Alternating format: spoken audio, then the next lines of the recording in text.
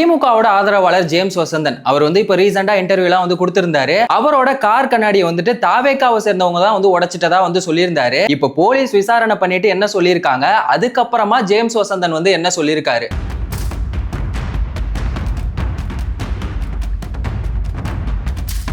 நீ எங்களுக்கு ஓட்டு போடலன்னா நாங்க உன்னை எந்த அளவுக்கு கஷ்டப்படுத்துவோம் அப்படிங்கிற மாதிரி திமுகவுக்கு ஓட்டு போடாததுனால அவங்க எந்த அளவுக்கு அராஜகம் பண்ணிட்டு இருக்காங்க தெரியுமா?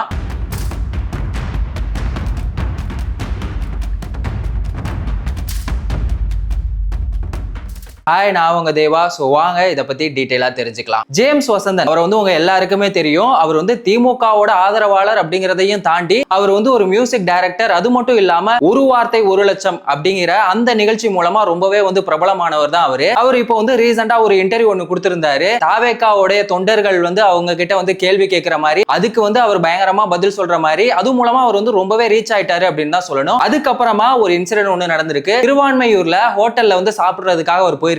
காரை பார்க்கிங் பண்ணிட்டு தானே போகணும். நோ பார்க்கிங்ல. அது மட்டும் இல்லாம வீட்டு வாசல் முன்னாடி நிப்பாட்டிட்டு போயிட்டு இருக்காரு. அதுக்கு அவங்க என்ன பண்ணிருக்காங்க, கார் கண்ணாடியை உடைச்சிட்டாங்க. இதை உடைச்சது எந்த தருதலையோ எந்த தற்குறியோ தெரியல அப்படின்னு சொல்லி அவர் ஒரு ட்வீட் ஒன்னு போட்டிருந்தாங்க. இப்ப போலீஸ் விசாரணை பண்ணிட்டு என்ன சொல்லிருக்காங்க அப்படின்னா, இது அரசியல் காரணம் எதுவுமே கிடையாது. ஒரு வீட்டு வாசல் முன்னாடி நிப்பாட்டுனால அங்க போறதுக்கே வழி இல்லாததுனால அந்த வீட்டுக்காரங்க தான் என்ன பண்ணிருக்காங்க, அவரோட கார் கண்ணாடியை உடைச்சிருக்காங்க. இது தெரியாம என்ன பண்ணிட்டாங்க, எந்த ஒரு விசாரணையுமே இல்லாம இத தாவேகா தான் கண்டிப்பா பண்ணிருப்பாங்க அப்படிங்கிற ஒரு முடிவுக்கு என்ன பண்ணிட்டாரு, அவரே வந்துட்டாரு. இன்னொரு முக்கியமான ஒரு விஷயம், இப்போ நாட்டுல என்ன ஒரு விஷயம் நடந்தாலும் என்ன பண்ணுவாங்க, திமுக தான் காரணம் அப்படின்னு சொல்லிக்கிட்டு இருப்பாங்கல்ல. அந்த மாதிரி இப்ப திமுகவோட ஆதரவாளர் என்ன பண்ணிட்டாரு, இதுக்கு காரணம் தாவேகா தான் அப்படின்னு சொல்லியிருக்காரு. இன்னொரு விஷயம், அதுல அவர் என்ன பண்ணிருக்காருன்னா, தருதலை தற்குறி இந்த மாதிரியான வார்த்தைகள் எல்லாம் ரொம்பவே யூஸ் பண்ணிருக்காரு. அது ரொம்பவே கேவலமான ஒரு விஷயம். இது சம்பந்தமா இப்ப அவர் என்ன சொல்லியிருக்காருன்னா, மன்னிப்பு கேட்டுட்டாரு. என்னோட ஊடக அனுபவத்துல நான் இப்படி ஒரு முடிவு எடுத்திருக்கவே கூடாது, அதுவும் இல்லாம இப்படி ஒரு வார்த்தையெல்லாம் நான் யூஸ் பண்ணிருக்கவே கூடாது அப்படின்னு சொல்லி நான் மன்னிப்பு கேட்டுக்கிறேன் அப்படின்னு சொல்லியிருக்காரு. காமனா நான் ஒரு விஷயம் சொல்லணும், நீங்க யாரையுமே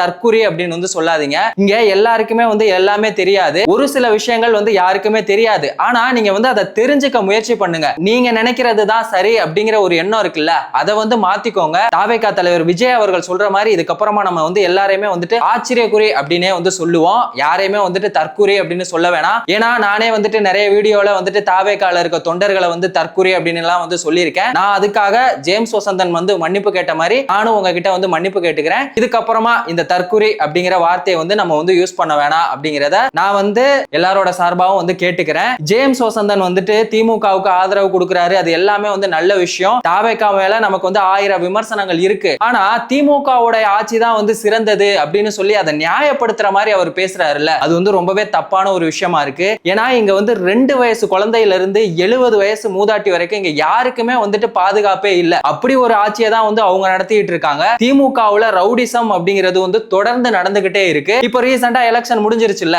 யாருக்கு ஓட்டு போட்டா என்ன, ஓட்டு போடுறது அப்படிங்கிறது அவங்களோட ஜனநாயக உரிமை. ஆனா திமுகவோட கும்பல் என்ன பண்ணிருக்காங்க தெரியுமா, கிருஷ்ணகிரியில ஒரு கிராமத்துல, அந்த கிராமத்துல பாத்தீங்கன்னா ஒரு 50 வீடுகள் தான் இருக்கும். நம்மளோட அடிப்படை வசதியே என்ன, தண்ணீர் தானே. அப்படிப்பட்ட ஒரு வாட்டர் டேங்க் என்ன பண்ணிருக்காங்க, அடிச்சு உடைச்சிருக்காங்க. என்ன காரணம், திமுகவுக்கு ஓட்டு போடல அப்படிங்கிறதுக்காக. இந்த எலெக்ஷன்ல மட்டும் இல்ல, இதுக்கு முன்னாடி நடந்த எலெக்ஷன்லயுமே நீங்க எனக்கு ஓட்டு போடல, நீங்க என்ன ஏமாத்திட்டீங்க, உங்களுக்கு எல்லாம் எதுக்குடா குடிக்கிறதுக்கு தண்ணி, இதுக்கப்புறமா எவன் ஆட்சிக்கு வரானோ அவன்கிட்ட கேட்டு நீங்க வாட்டர் டேங்க் எல்லாம் போட்டுக்கோங்க அப்படின்னு சொல்லி இப்படி ஒரு அராஜகமான ஒரு விஷயத்தை நடத்திருக்காங்க. எலெக்ஷனுக்கு முன்னாடி ஐயா எடப்பாடி பழனிசாமி அவர்கள் என்ன சொன்னாங்க, கொரோனா டைம்ல உங்களுக்கு பாஸ் போட்டதே நான் தான், அந்த நன்றியை மறந்துடாதீங்க அப்படின்னு சொல்லியிருந்தாங்க. ஒரு முறை அன்புமணி ராமதாஸ் அவர்கிட்ட தமிழ்நாட்டுக்கு வர வேண்டிய நிதியெல்லாம் ஒழுங்கா வர்றதே இல்லையே அப்படின்னு சொல்லி கேட்டதுக்கு, நீங்க என்ன பாஜகவை ஜெயிக்க வச்சீங்களா, ஜெயிக்க வச்சுட்டு எங்க கிட்ட கேளுங்க, திமுகவை தானே ஜெயிக்க வைக்கிறீங்க அப்படின்னு சொல்லி பேசியிருந்தாங்க. அது எல்லாமே எலெக்ஷனுக்கு முன்னாடி நடந்த ஒரு விஷயம். ஆனா எலெக்ஷனுக்கு அப்புறமும் இவங்களோட இந்த அராஜகம் அப்படிங்கிறது எந்த ஒரு நிலைமையில இருக்கு பாத்தீங்களா.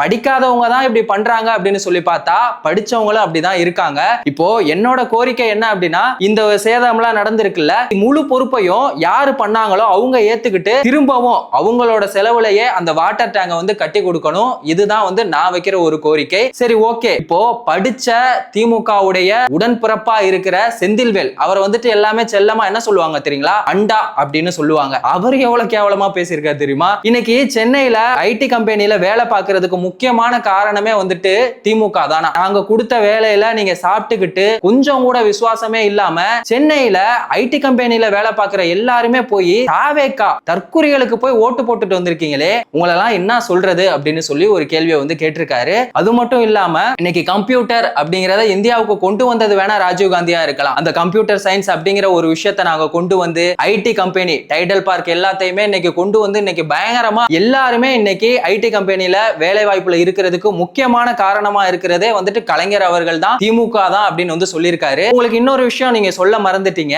நமக்கு வர வேண்டிய ஐடி கம்பெனி எல்லாமே வந்துட்டு பெங்களூருக்கும் ஹைதராபாத்துக்கும் போனதுக்கு காரணமே ஐயா கருணாநிதி அவர்கள் தான். 1999 எண்டா இருக்கட்டும் இல்ல 2000 ஸ்டார்டிங்ல சென்னைக்கு வந்துட்டு இந்த ஐடி கம்பெனி ரிலேட்டடான ப்ராஜெக்ட்லாம் வந்துச்சு. இவங்க என்ன பண்ணிட்டாங்க, இந்த ஆட்டோமொபைல் ரிலேட்டடான இதுல மட்டும் கான்சென்ட்ரேட் பண்ணி ஐடி கம்பெனி ப்ராஜெக்ட்லாம் இப்போதைக்கு தேவைப்படாது அப்படின்னு சொல்லி விட்டுட்டாங்க. அந்த சமயத்துல பெங்களூர் ஹைதராபாத் என்ன பண்ணிட்டாங்க, அதை பக்காவா யூஸ் பண்ணி இன்னைக்கு நம்ம ஐடி கம்பெனி வேலைக்கு போகணும் அப்படின்னா பெங்களூருக்கும் ஹைதராபாத்துக்கும் போற ஒரு நிலைமையில தான் இருக்கு. ஆனா முன்னாடி இருந்ததை கம்பேர் பண்ணும்போது இன்னைக்கு சென்னை வந்து ஐடி கம்பெனில நல்ல ஒரு ரீச்சா தான் இருக்கு. ஆனா இங்க ஓட்டு போடுறது அப்படிங்கிறது ஒரு ஜனநாயக உரிமை தானே. யாருக்கு வேணா ஓட்டு போட்டுட்டு போறாங்க. நீங்க ஐடி கம்பெனில வேலை வாய்ப்பு வந்து நீங்க கொடுக்க கிடையாது. அவங்க கஷ்டப்பட்டு படிச்சு உள்ள போய் அவங்களுக்கான வேலைக்கு போயிருக்காங்க. இன்னொரு முக்கியமான ஒரு விஷயம், இங்க கஷ்டப்பட்டு படிச்சு வேலைக்கு போறதையும் நீங்க என்ன பண்றீங்க, காசை வாங்கிட்டு வேற ஒருத்தவங்களுக்கு வந்து அந்த ஒரு வேலை வாய்ப்பையுமே கொடுத்துறீங்க. அதெல்லாம் வந்துட்டு தொடர்ந்து நடந்துகிட்டே தான் இருக்கு திமுகவோட ஆட்சியில. நீங்க தான் வந்து வெல்வோம் 200 படைப்போம் வரலாறு அப்படின்லாம் வந்து சொல்றீங்கல்ல, அப்புறம் ஏன் கதறிட்டே இருக்கீங்க? உங்களை பொறுத்த வரைக்கும் தாவேகா அப்படிங்கிறது ஒரு கட்சியே கிடையாது. ஆனாலும் நீங்க என்ன பண்றீங்க, டிவிகேவுக்கு ஓட்டு போட்டா அதை வந்து தொடர்ந்து விமர்சனம் பண்ணிட்டே இருக்கீங்க. அப்போ உங்களுக்குள்ள ஒரு பயம் இருக்கு, இந்த எலெக்ஷன்ல நீங்க ஜெயிக்க மாட்டீங்க அப்படிங்கிறது. அதனாலதான் நீங்க என்ன பண்றீங்க, தொடர்ந்து இந்த மாதிரியான விமர்சனங்களை வந்து முன் வச்சுட்டே இருக்கீங்க. சரி, ஓகே. திமுகவோட கும்பலா இருக்கட்டும் இல்ல திமுகவோட ஊபி எல்லாரும் இப்படி இருக்காங்களே, ஐயா ஸ்டாலின் அவர்கள் எங்க இருக்காங்க அப்படின்னு சொல்லி பார்த்தா ஐயா ஜாலியா கொடைக்கானல்ல சைக்கிள் ஓட்டின்னு ஜாலியா இருக்காரு. இன்னொரு பக்கம் சேகர் பாபு அவர்கள் இருக்காங்கல்ல, இந்த மழைநீர் வடிகால் மூலமா வெள்ளத்தை உருவாக்கி நம்ம எல்லாரையுமே வெள்ளத்துல மிதக்க விட்டுட்டு ஐயா போட்ல அவரும் ஜாலியா இருக்காங்க. தாவேகா தலைவர் விஜய் அவர்கள் திருச்செந்தூர்ல முருகன் கோயில்ல அங்க வந்து தரிசனம் பண்ணிட்டு இருக்காங்க. இந்த மாதிரியான விஷயங்கள் தான் வந்துட்டு இப்போ அரசியல்ல நடந்துகிட்டு இருக்கு. ஓட்டு போட்டது வந்து அவங்களோட உரிமை. ஆனா திமுகவுக்கு ஓட்டு போடல அப்படிங்கிறதுக்காக இவங்க பண்ணிட்டு இருக்க இந்த அராஜகத்தை பத்தி நீங்க என்ன நினைக்கிறீங்க? ஒரு விஷயத்த முழுசா என்ன நடந்துச்சு அப்படிங்கிறத தெரிஞ்சுக்காம இதை வந்து தாவேகா தான் பண்ணிருப்பாங்க அப்படின்னு சொல்லி ஜேம்ஸ் வசந்தன் அவர்கள் அவங்கள தற்குறி தருதலை அப்படின்னு சொன்னதை பத்தின உங்க கருத்து என்ன அப்படிங்கிறத மறக்காம கமெண்ட் செக்ஷன்ல சொல்லுங்க. வேறொரு வீடியோல வேறொரு கண்டென்ட்ல திரும்பவும் சந்திக்கலாம்.